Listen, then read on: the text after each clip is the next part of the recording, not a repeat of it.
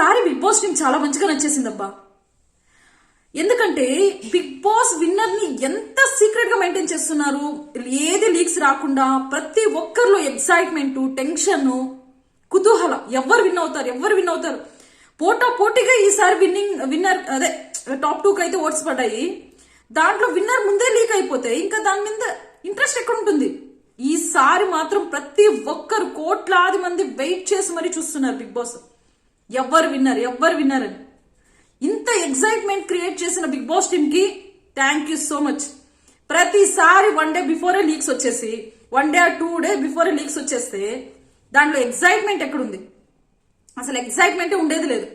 ఏదో ఇంకా అందరూ వస్తారు కదా బిగ్ బాస్, ఇంకొకసారి మన కంటెస్టెంట్ ని చూసుకుందాం లాస్ట్ టైం అని, లేదంటే ఎవరెవరు గెస్ట్లు వస్తారు వాళ్ళని ఒకసారి మొహం చూసుకుందాం, వాళ్ళు ఎలా మాట్లాడతారని మాత్రమే హాఫ్ మెంబర్స్ అలా చూస్తే ఇంకా హాఫ్ మెంబర్స్ కి ఇంట్రెస్ట్ పోయి కొంతమంది చూడకుండా కూడా ఫినాలే ఆపేస్తారు.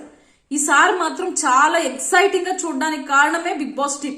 Thank you so much. ఎవరు విన్ అయినా బిగ్ బాస్ టీమ్ కి థ్యాంక్ యూ చెప్పుకుంటున్నా, జస్ట్ బికాస్ ఇంత ఎక్సైట్మెంట్ క్రియేట్ చేస్తున్నందుకు.